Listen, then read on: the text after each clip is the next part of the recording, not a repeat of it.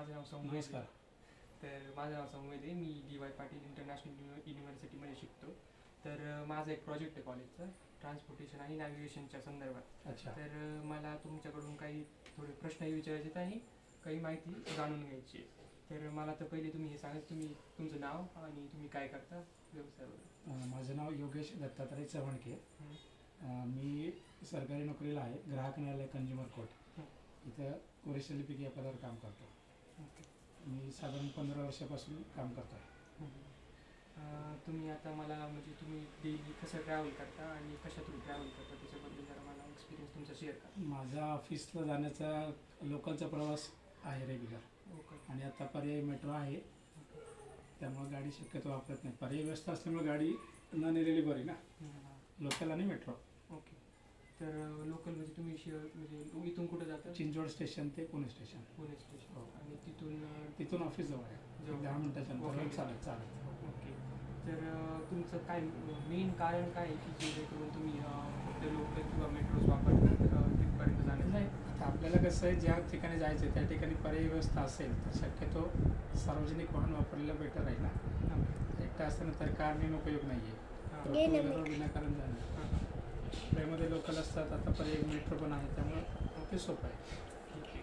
तर तुम्हाला काही म्हणजे त्या जर फक्त ट्रेनच नाही, बस किंवा कुठलेही पब्लिक ट्रान्सपोर्ट असेल, तर ज्यावेळेस तुम्ही पुणे शहरात ज्यावेळेस तुम्ही ट्रॅव्हल करता, तुम्हाला काही अशा अडचणी किंवा चॅलेंजेस येतात का? आता कसं आहे, पर्यायी व्यवस्था आहे, बस, लोकल, मेट्रो. त्यामुळे आता पब्लिक रश असल्यामुळं सुखसोयीला थोड्या अडचणीची होतात. पण त्यात लोकांनी गाईड व्यवस्थित केलं रेग्युलर रुटीनमध्ये, तर मग तसे काही अडचण नाही. लोकांच्या गाड्यांवर तुम्ही लोक विनाकारण धावत्या ट्रेनमध्ये चढण्याचा प्रयत्न करतात, लोकांची सुविधा असल्या तरी. त्याच्यामध्ये बरेच अपघात वगैरे होण्याची शक्यता असते. आम्ही रोज अनुभवतो ते. जास्त गर्दीचा चोर लोक पण फायदा घेतात. रोजच्या आम्ही डेली रुटीनचे लोक आम्ही बघतो, आणि नवीन व्यक्ती आलेली त्या लोकांना माहीत असतं. त्याच्यामुळे मोबाईल चोरी, पाकिट चोरी या गोष्टी जास्त घडतात. त्यामुळे त्याची काळजी लोकांनी घेतली पाहिजे. आता जर तुम्हाला सपोज आता ते तुमचा डेली रूट झाला, जर तुम्हाला इथून दुसरीकडे कुठेतरी जायचं आहे, पुण्यातच जायचं आहे, पब्लिक ट्रान्सपोर्टच जायचं आहे, तर मग तुम्ही कसं जाणार? म्हणजे नॅव्हिगेशन ॲप यूज करणार त्या बस वगैरे किंवा कशा तरी इन्फॉर्मेशनसाठी, की लोकांचे कामासाठी असेल काही तर मग प्रायव्हेट बस वगैरे बरं आहे. फॅमिली असेल तर मग बाय करायचं, प्रायव्हेट वेगळा. हो. तर तुम्ही त्याही वेळेस म्हणजे नॅव्हिगेशन ॲपवर रिलाय करता का? म्हणजे नॅव्हिगेशन ॲप कुठलेही असेल? नाही, एवढं काही नाही. म्हणजे तुम्ही हो. तुम्ही म्हणजे ज्यावेळेस आपल्या म्हणजे पाऊस होतो किंवा काही असू दे, पुण्यात ट्रॅफिक असतं, तुम्हाला काय वाटतं ट्रॅफिक? लोक काय होतं, पावसामुळे एक व्यक्ती एक गाडी 4 व्हीलर घेऊन जातो, त्याचं प्रमाण कमी झालं पाहिजे, त्याच्यामुळे ट्रॅफिक जास्त. आणि असं नाही वाटत की त्याच्यामुळे पण प्रदूषण पण वाढतं? त्या गोष्टी तर आहेत, त्या नॉर्मल झाल्या. त्याला आपण काउंटर करण्यासाठी आपण लोकांना कसं सार्वजनिक वाहतुकीचा जास्तीत जास्त आता आपण लोकांना कसं मोटिवेट करू शकतो की तुम्ही सार्वजनिक वाहतुकीचा उपयोग करा, पब्लिक ट्रान्सपोर्ट वापरा? कसं होतं, बस स्टॉप वगैरे सगळ्या गोष्टी आहे, वेळेनुसार वगैरे त्यानुसार. म्हणजे लोकांमध्ये अवेअरनेस आहे का? सपोज आता बस आहे, लोकांना काही माहीत असतात का रूल्स?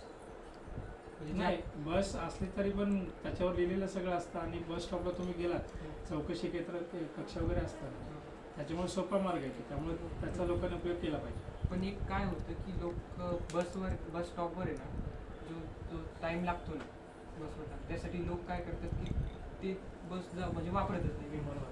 त्यासाठी ते आपले रिक्षा पकडतात, कॅब करतात किंवा स्वतःचं प्रायव्हेट व्हेकल वापरतात. तर मग ते टाळण्यासाठी काही असं म्हणजे करता येईल का, जेणेकरून आपल्या लोकांना बसची वेळ आणि तो तिचा रूट वगैरे काय असेल ते म्हणजे लवकर नाही. आता या गोष्टी आपली लोकसंख्या पाहता त्या बस सुविधा आहे, परंतु काही अडचणी आल्या तर बस पण कधी कधी फेल होऊन जाते, ते अडचण येतात. त्याला पर्याय मग आता त्या गाड्या म्हणतात ना, बाकीच्या ओला कॅब वगैरे या. आणि जवळचं जसं शक्यतो फॅमिली असं तुम्हाला रिक्षा वगैरे यूज करतो, ते ठीक आहे. आता सपोज तुम्हाला आता जर काही कारणामुळं पब्लिक ट्रान्सपोर्ट वापरणार नसाल तुम्ही ना, त्याच्यामुळे तुम्ही प्रिव्हेंट करताय की मला काहीतरी अडचणीमुळे तुम्ही पब्लिक ट्रान्सपोर्ट वापरणं सोडून दिलं असं गृहीत धरा. आणि काय कारणं असतील ती की जी तुम्ही जेणेकरून तुम्ही ते पब्लिक ट्रान्सपोर्ट वापरणं सोडून दिलं?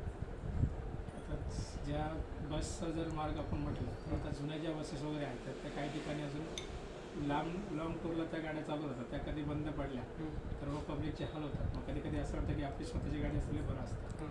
पण काल परवाच मला एक अनुभव आला होता. हातरस ते हिंजवडी बस होती, तर ती मध्येच कुठेतरी बस थांबली. त्यातली जवळजवळ नाही म्हटलं तरी एक 70-80 लोक त्या बसमधून उतरले. त्यांना पर्यायी व्यवस्था झाली नाही, जवळजवळ 1-1.5 तास ते उभा होता. अशी प्रॉब्लेम नको आहे. आणि लोकांना रूट्सबद्दल इन्फॉर्मेशन असते का, माहिती असते? मॅप वगैरे ते सुविधा आहेत, त्याला काही पर्याय नाही. तर काही तुमचे काही सजेशन्स पब्लिक ट्रान्सपोर्ट इम्प्रूव्ह करण्यासाठी? लोकांना फक्त एकच सांगितलं की आपण आपल्या ज्या कामासाठी बाहेर पडतोय त्या कामासाठी योग्य पर्याय घेऊनच, म्हणजे गाडी असो, मेट्रो असो, बस असो किंवा स्वतःची गाडी, त्यानुसार वापरा. आणि पब्लिक ट्रान्सपोर्टबद्दल आणखी काही अवेअरनेस जनरेट करण्यासाठी किंवा हे जे ट्रॅफिक होतं आहे किंवा परिवहन प्रदूषण होतं आहे ते कमी गोष्ट करणं म्हणजे ना, 4 व्हीलर वगैरे आता ज्यामध्ये ॲक्सिडेंट वगैरे होतात, हो. त्याची स्पीड लिमिटचा जो विषय आहे हां, तो थोडासा हे व्हायला पाहिजे, त्यात लक्ष केंद्रित केलं पाहिजे. ते पण रस्त्यावरची गर्दी कमी करण्यासाठी हा पब्लिक ट्रान्सपोर्ट हा एक उपाय जो म्हणजे सर्वांना सर्वमान्य आहे असं आपण म्हणतो. पण तरी एकच व्यक्ती एक कार घेऊन बाहेर पडतो, पण तो त्याला जर शक्य असेल तर तो पब्लिक ट्रान्सपोर्ट यूज करू शकतो. पब्लिक ट्रान्सपोर्ट आता सुविधा आहे, त्या माणसाने एकदा ठरवलं तर ते सुद्धा होऊन जाईल. पण काही व्यक्ती आता त्याच्यानुसार नाही करू शकत, कम्फर्टेबल नाही होत. धन्यवाद.